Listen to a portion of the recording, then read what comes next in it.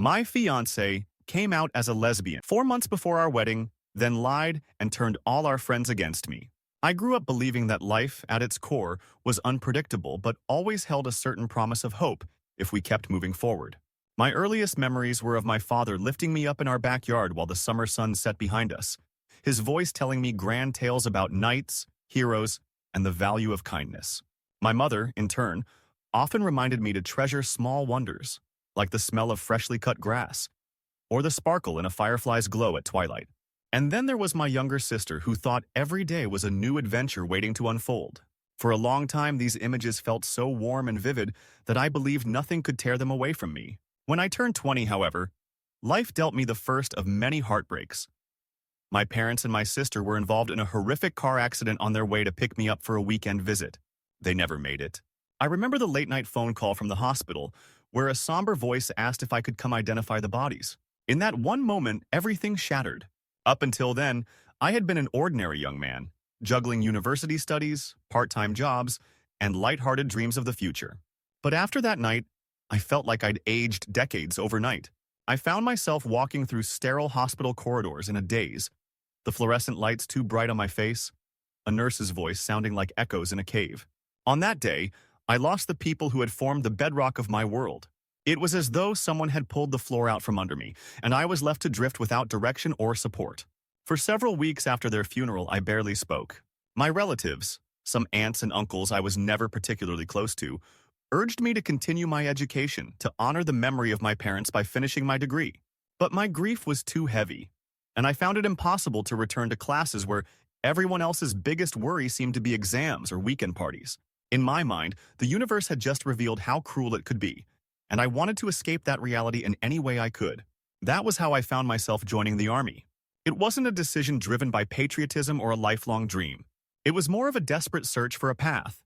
Any path that might give me structure, discipline, and maybe a semblance of purpose. The military turned out to be both grueling and strangely comforting. I learned to push my body and mind beyond limits I never knew I had. And at the same time, I discovered camaraderie among fellow soldiers that I'd never experienced anywhere else. We were all there for different reasons, but we were forced to rely on one another in stressful, high-pressure environments. It gave me a sense of belonging, at least temporarily. Yet the emotional turmoil didn't vanish. Images of my parents' and sisters' faces would visit me at night, along with the memory of that phone call from the hospital.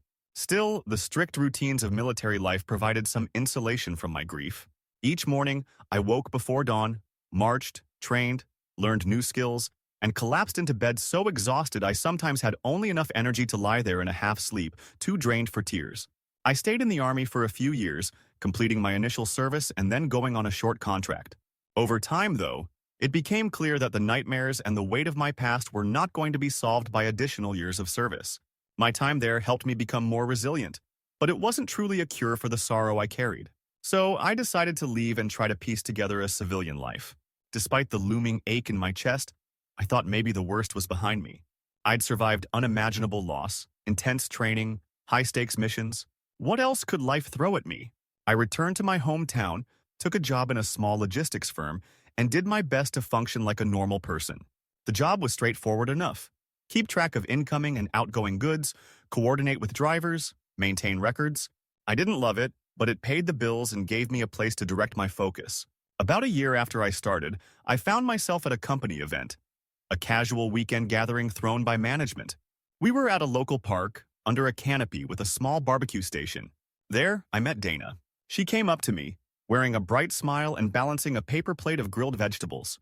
We started talking about random things, how neither of us particularly enjoyed these forced corporate social events, our favorite movies, the music that made us nostalgic. There was an instant warmth in her demeanor that drew me in, and I felt comfortable enough to share bits and pieces about my family, although only vaguely. She laughed and mentioned, almost casually, that she identified as bisexual. She didn't say it like a secret or a big reveal, just like something she wanted me to know. It didn't faze me in the slightest. I'd always believed love could transcend labels.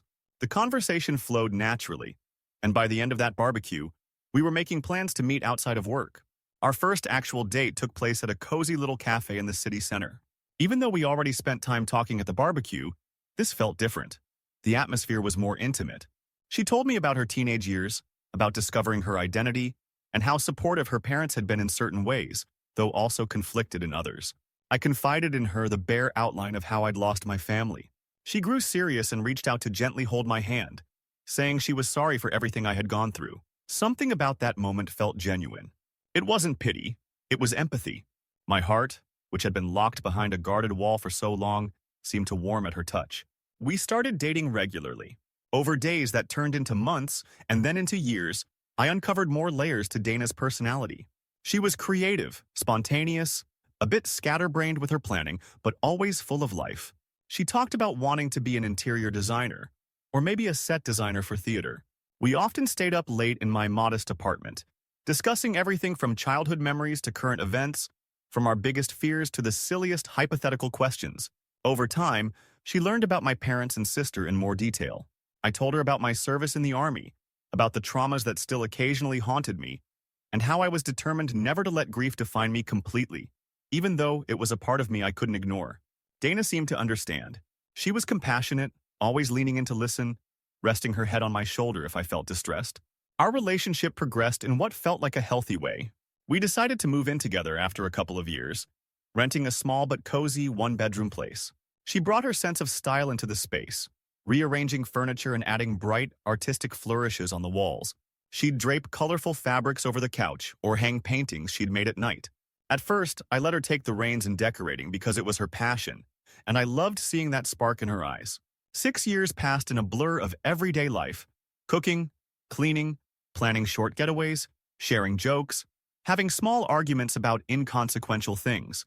We had ups and downs like every couple, disagreements about finances or house chores, about where to spend the holidays, but there were no major fractures, nothing that indicated the storm that was to come.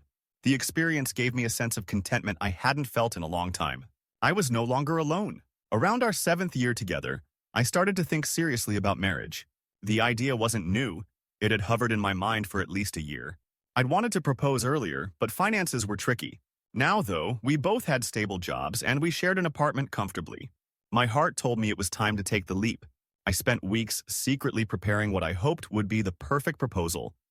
A dinner at our favorite restaurant, candlelight, roses, some soft music in the background. When I finally knelt down and offered her the ring, she hesitated.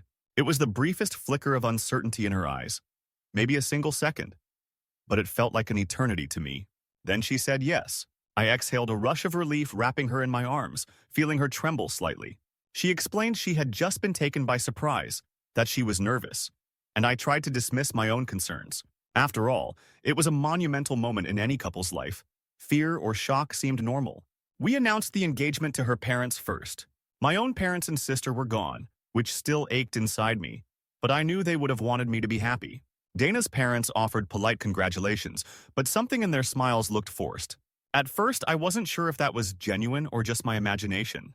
Yet I couldn't shake the sense that they were putting on a performance. Maybe they simply had their own reservations about us getting married or about marriage in general, I thought. Her mother's eyes lingered on me as though she wanted to say something but chose not to. Meanwhile, our friends erupted in excitement. They popped champagne, teased us about potential wedding dates, and made jokes about picking the perfect honeymoon destination. The contrast between our friends' enthusiasm and her parents' lukewarm reaction was stark. Still, we pushed forward. For 4 months, we planned venue visits, looked at flower arrangements, and discussed color palettes. My workdays were busy, but I came home each evening to talk about the wedding details with Dana. Late one night, I noticed she seemed distant, scrolling through her phone, appearing lost in thought. I asked if she was all right, and she nodded absent-mindedly. I chalked it up to normal pre-wedding stress. But one afternoon, I came home and found her standing near the door, suitcases packed around her. She looked like a statue, still, with no emotion on her face. A quiet panic gripped my chest. I asked her, "What's happening? Are we going somewhere?" She took a breath and said, "I'm leaving. I'm not bi. I'm a lesbian and I realized I can't marry you. My parents have known the truth for a couple of years. This is why they acted so strangely. They've been trying to support me, but they also knew this day would come. So please don't make this harder than it needs to be. Don't cry, don't beg, don't scream. Let me go." And with that, she walked out. It felt as if the room itself lost its shape. My mind struggled to register the words that had just come out of her mouth. She got into her car, drove away, and disappeared from my view as though those 7 years were nothing. I recall standing in the hallway for a full hour, The echo of her footsteps seared into my memory. Every second, I thought I might wake up from some bizarre nightmare, or that the door would swing open and she'd say, "I made a mistake," but no such thing happened. In the weeks that followed, I felt numb. I canceled the wedding arrangements and wrote a series of apologetic emails to vendors. I found myself scrolling through my phone contacts, trying to muster the courage to ask for help or a friendly ear. Yet a terrifying silence enveloped me. None of our shared friends reached out. No texts, no calls, not even a quick, "Hey, how are you holding up?" In the span of days, I'd lost not just Dana, but my entire social circle. It was as if they had collectively decided I was no longer worthy of their time. I would open social media, only to see them posting supportive comments to Dana's new timeline posts, celebrating her bravery in coming out, praising her for embracing her truth. Part of me understood the significance of her self-realization, but the rest of me felt abandoned and betrayed. Did I even matter to any of them? My mental health deteriorated swiftly. The grief, betrayal, and confusion combined into a relentless storm. I lost 15 kilograms, skipping meals because I had no appetite. I couldn't sleep for more than an hour at a time. My work performance plummeted, but ironically, I kept working long hours just to avoid going back to the loneliness of my apartment. 3 times, I ended up in the hospital. Twice due to severe exhaustion, and once for a panic attack so intense I thought it was a heart attack. All around me, people lauded Dana for her coming out, for her courage. But not a single person checked whether I was breathing or whether I needed a single compassionate word. I wrote about my despair online, in a post. It was partly a cry for help, partly a desperate attempt to process what had happened. To my shock, I received an outpouring of support from total strangers, people who read my story and sent kind words. They said I deserved better, that not everyone would abandon me. Yet I struggled to believe them because the people I'd trusted for years had turned their backs so casually. I typed an update admitting I had tried to end my life more than once, that I was so lost in my own pain, I didn't see a point in continuing. But a small spark ignited in me when I saw that strangers actually cared enough to write back, to encourage me to keep living, even if I couldn't see a reason yet. That spark turned into a wavering flame when one of my ex-friends, Paul, reached out after stumbling across my story somewhere on TikTok. He messaged me saying, "Is this you, man?" and explained that Dana had told them all that I'd tried to physically harm her when she came out, that I'd threatened her safety.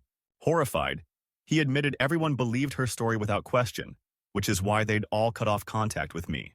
Then, after reading my post, they confronted Dana, who finally admitted she had lied because she was afraid of losing them, afraid of having no social group left. Suddenly, my phone buzzed nonstop with apologies, excuses, explanations from these old friends who realized they'd been duped. They begged for my forgiveness. Some said they'd always had doubts but didn't want to start drama. Dana herself texted me, writing that she was sorry for inventing such a story, that she didn't know how else to handle the coming out situation without losing face. Her new girlfriend, Mary, also messaged me, apologizing for inadvertently taking part in the destruction of my relationship, revealing that she'd only known Dana for about a year and had no clue Dana and I were actually engaged. Dana had described me as just a roommate. Mary was furious and said she was probably leaving Dana because of the lies and manipulations. I felt a tangled mess of anger, sorrow, and a tiny shred of vindication. Yes, it felt good that the truth came out, but it didn't erase the solitude and the pain I'd been through. I was so exhausted by the endless drama and the avalanche of insincere apologies that I snapped. I created a group chat, added everyone, Dana, Mary, our ex-friends, and typed out a final message. If you really cared, you would have asked me first or at least insulted me directly, trying to see if that rumor was true. You didn't. You threw me away. I might sue Dana for defamation, or maybe I won't. But I want all of you to know that I see your true colors. After that, I blocked them all. I was done. They tried to continue contacting me from new numbers, bombarding me with requests, entreaties to hear them out, but I shut it all down. My soul felt drained. I knew I needed professional help, so I booked an appointment with a therapist after toying with the idea for months. On my first session, I broke down in tears, acknowledging that I never truly processed my parents' and sisters' deaths, and that Dana's betrayal had ripped open old wounds. Over several sessions, the therapist gently guided me into facing my grief head-on, recognizing that I'd never come to terms with the devastating loss of my family, and that I'd poured all my hopes for emotional security into Dana. Losing her so suddenly made me feel like I was losing my second chance at having a family. During this time, I got a promotion at work. My boss, noticing how burnt out I looked, insisted I take 3 weeks off. He said, "Use them, recharge. You've earned it." Don't argue. My therapist echoed that advice, saying I needed a drastic change, or at least a significant break to escape the negative environment that my apartment had become. The walls of that space seemed haunted by memories of Dana's laugh, her messiness, and the way she used to sit on the kitchen counter with a mug of coffee. Every corner whispered her name. My therapist was convinced that being somewhere else, even for a short time, might help me start fresh. Before I left on my planned vacation, I ran into Mary at a small coffee shop in town. She recognized me while we were both waiting in line. We ended up sharing a table, talking over our cups of coffee for nearly 2 hours. Mary seemed genuinely nice, and she reiterated how sorry she was for the role she'd played, even unknowingly.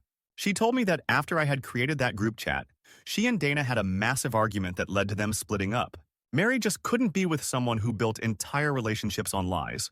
She told me she had no idea I'd been Dana's fiancé, and that if she had known, she never would have gotten involved with Dana in the first place. I could see the regret in her eyes. We chatted about her plans, her job, her family. She commented that I looked a bit healthier than I had months before, which made me realize I was slowly, if painfully, moving forward. Before we parted, she gave me her phone number, saying, "If you ever need someone to talk to, I'm here." I appreciated it more than I could say. Shortly after, I traveled to Japan for my 3-week vacation. I dreamed of going there for years, drawn by the culture, technology, food, and distinct contrast between ultra-modern cities and tranquil countryside. My first stop was Tokyo, where neon signs lit the streets until dawn and swarms of people hurried across giant intersections. It felt like stepping into another planet. The break from my usual environment was both jarring and liberating. For days, I let myself become a tourist, absorbing sights, sounds, and tastes. In the quieter corners of the city, late at night, I sometimes thought about Dana and how everything fell apart. But the constant stimulation of a foreign place kept those thoughts from overwhelming me.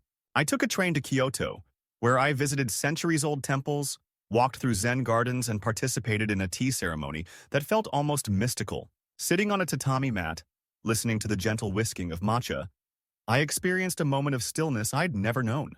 Some evenings, I retreated to my small tatami room lodging and wrote in a journal.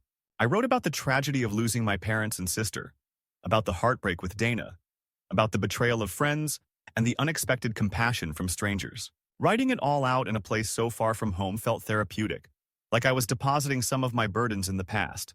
Those 3 weeks ended far too quickly, but by the time I returned, I was in a calmer state of mind. I saw a clearer path forward. Though I still grappled with depression, I felt more hopeful. I ended my therapy sessions after a few more appointments, thanking my therapist for guiding me through the darkest period of my life. But life, as it often does, had another twist in store. Despite regaining some emotional equilibrium, I started experiencing unusual fatigue and random pains in the following months. Initially, I chalked it up to residual stress, a poor diet, and insomnia. My physical condition worsened, though. I'd sometimes feel dizzy or faint. Eventually, I saw a doctor. That led to tests, and more tests, and appointments with different specialists. 3 different hospitals confirmed the same diagnosis. I had cancer. It was a form they said could be treated with a decent prognosis if caught in time. But while I heard the words treatable and high survival rate, I also found myself drifting into a fog of acceptance. After everything I'd been through, I was oddly unafraid of dying.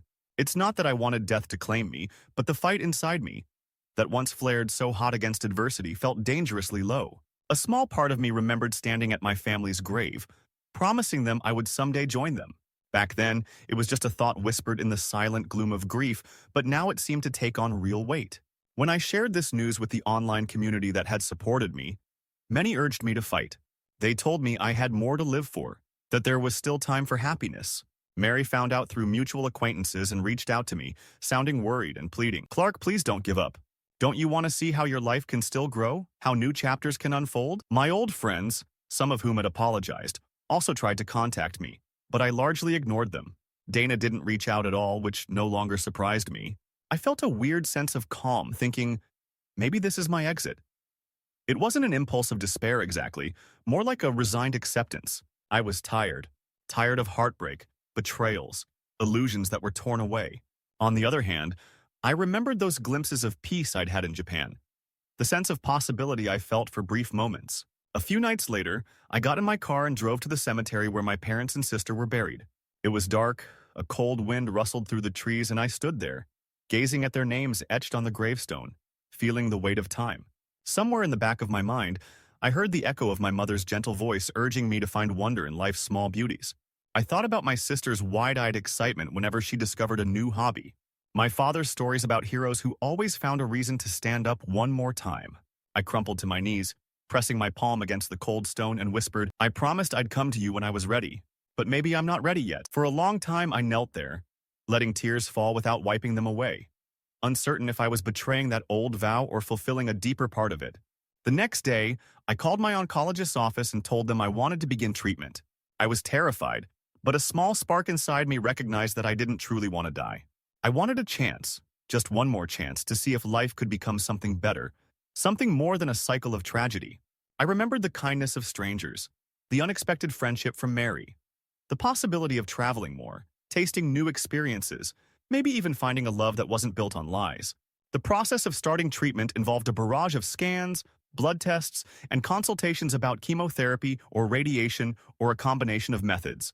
The doctors were optimistic, explaining my type of cancer had a decent success rate if tackled aggressively. As I walked out of one of the appointments, my mind spinning with medical jargon and future appointments, I spotted Mary standing in the hospital corridor, holding a small bouquet of wildflowers. She smiled gently, asked how I was feeling, and offered to drive me home. I could see genuine care in her eyes. No hidden motives, no complicated drama, just compassion. In that moment, I felt a quiet sense of gratitude for having at least one person around who'd seen me at my worst and didn't run away. I don't know if we'll ever become more than just two people who find solace in each other's company. My heart is still scarred, and I don't know if I want a relationship. But for now, it's enough to have someone who cares whether I'm okay. Sometimes on days when my energy dips or the side effects of treatment cloud my mind, I think about all the hardships. My parents' accident, the lonely funeral, the service in the army, the heartbreak with Dana, the betrayal by friends, the harrowing months of suicidal thoughts, and now cancer. It's been a monumental weight to bear. Yet here I am, still drawing breath, looking for reasons, large or small, to keep going. At night, I dream of my family less often. But when I do, the dreams are softer, not so terrifying. I see my mother smiling, my father telling one of his stories, my sister cheering about something silly. On some mornings, I wake up with tears in my eyes, but they're tears of longing, not despair. I think to myself that maybe healing is not about erasing pain, but learning to live with it in a way that doesn't consume every part of me. As for Dana, I don't know if I'll ever fully forgive her for the pain she caused, the lies she told, or the way she discarded our years together. Perhaps she's dealing with her own wounds, her own self-discovery. I can wish her well from a distance, but I don't want her back in my life. The same goes for those friends who dropped me so easily. They apologized, which I acknowledged, but I have no interest in rekindling ties with people who could believe such vicious rumors without a second thought. In a way, losing them all at once, painful as it was, turned out to be a harsh lesson in who truly cares about me and who doesn't. I've learned that sometimes the people you least expect, like strangers on the internet or someone you meet by coincidence, can show you the most compassion. And sometimes, those you considered best friends or even family can vanish in the blink of an eye. It's a sobering reality, but it also reminds me that if there are people who can hurt us deeply, there are also people who can uplift us in ways we never anticipated. Now, every morning, I peel myself out of bed with the knowledge that my body is in a battle. Treatment leaves me tired, nauseous. Some days are worse than others, and I'm still at the start of this journey. But in those quiet moments, I recall the wind rustling through the trees in Kyoto, the serenity of ancient temples, the feeling that the world is immeasurably vast, and my life is just one small but vital piece of it. That thought keeps me moving. I'm not sure how many months or years I have. Maybe I'll go into remission. Maybe I'll face hurdles that require me to fight harder than ever. But if I've learned one thing through the heartbreak, betrayals, and revelations, it's that my heart has a capacity to endure more than I ever imagined. So, for now, I live. I schedule my medical appointments. I come home to a space I've redecorated in my own style. I chat with Mary occasionally about nothing important, and I keep looking for moments of wonder in ordinary days. This is the story of how I loved, lost, and nearly lost myself, of how I found betrayal in the places I expected loyalty and solace from people I never met in person, of how I stood at the graves of my parents and sister, thinking I might soon join them, only to realize my journey wasn't over yet. Life hasn't been kind to me, but I'm still here. I'm Clark, a man who once believed he had no reason to go on living, yet somehow found a sliver of hope. There's no guarantee of a happy ending, but I've decided to turn the page and write a new chapter anyway.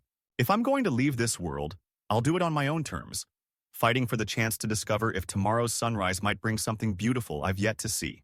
And that, for me, is enough.